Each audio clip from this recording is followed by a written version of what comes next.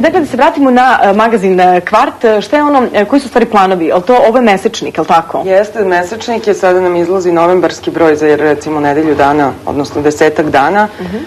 Pa planovi su da i dalje, osim tih glavnih tema, mislim, pružamo ljudima koji su naši saradnici prostor za nekakav izraz koji je malo drugačiji, koga nema po drugim novinama. To je recimo priča o graforizmima.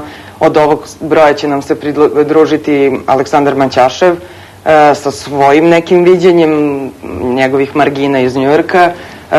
Slavimir nas prati, mislim, je sa nama od početka, tako da ideja je da se okupe neki ljudi koji imaju šta da razmene i da to bude nekakvo mesto druženja u našem kvartu. Upravo moja prijateljica nije mogla nigde da nađe, bar u svom kraju. Gde mogu da nađu ljudi? Pa u principu kod kolportera i na kioscima, međutim mi smo novi, pa još uvek za nas ne znaju ni prodavci i onda se često dešava da prosto nije časopis Kvart magazin! Valjda će doći to vreme. Mada mi nismo, mislim, ovo je namenjeno jednoj populaciji koja nije tako velika, ciljnoj grupi koja je nekakva urbana, mislim, nije tako široka i ja sa tim nemam problem, mislim da tako i treba da bude, prosto to je ljudi sa kojima bi se mi družili, bilo da je to privatno, bilo da je ovako virtualno ili kroz časopis. A da li vi možete možda da utičete i na, kroz ovaj časopis i na izgled Beograda? Jer svedoci smo da, recimo, nadziđivanje zgrada, to je zaista, ne postoji nikakav, čini se da ne postoji nikakav plan, nadziđuju se zgrade kako ko stigne, koliko ko stigne spratova i upravo, eto, da li možda ćete se time baviti u nekom od narednih brojeva, kako ulepšiti Beograd? Svakako da su to naše teme, mislim da oko nas su najviše okupljeni arhitekti i dizajneri, tako da ja mislim da svako to otvaranje nekih tabu tema je dobra stvar. Sad, za Beograd ima toliko tema koje mogu da se otvore jer ima stvarno svašta što bi moglo da se uradi, ali mi evo, još uvek nemamo glavnog gradskog arhitektu, pa mislim, svašta ima još tu da se priča. A recimo, kao arhitektu te pitam, šta je ono što te najviše fascinira u Beogradu što se tiče tog nekog izgleda i šta je ono što te najviše nervira? Jer činjenica je da Beograd stvarno ume da izgleda jako lepo, naročito uveče kada se pogleda i Kalemegdan, kada se pogleda, ja sam sad već rekla šta se meni sviđa, ali eto, da ne dužim ja. Priča se da je Corbusier u jedinoj svojoj poseti Beogradu rekao da je to najružniji grad na najlepšem mestu.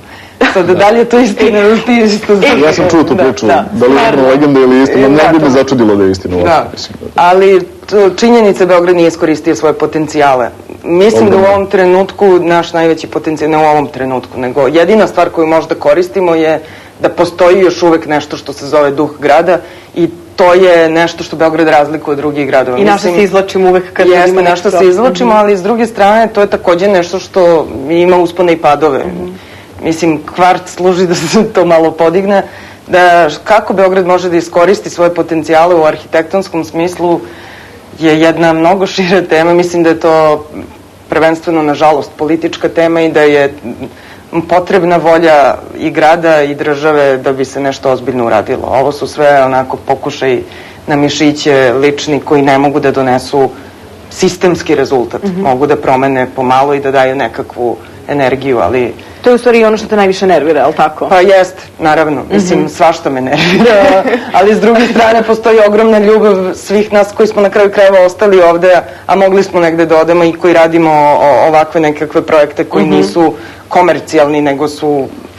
Dakle, ovo je zaista jedan kvalitetan časopis gde možete stvarno, ne samo vi koji ste u teoriji, što bi se reklo, u arhitekturi, u dizajnu, već i mi laici, zaista da uživamo u prelepim člancima i još lepšim slikama, a i naravno u graforizmima Ivana Apostolskog. Jedna od stvari koja čini sve ovo. Tako je.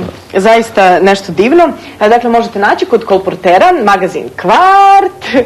Hvala vam puno što ste bili kod nas u gostima. Dođite nam opet kad bude izašlo novo izdanje, je li tako, u novembru, da vidimo koje su to nove teme, a možda i da popričamo u stvari o nekim konkretnim temama za ubuduće.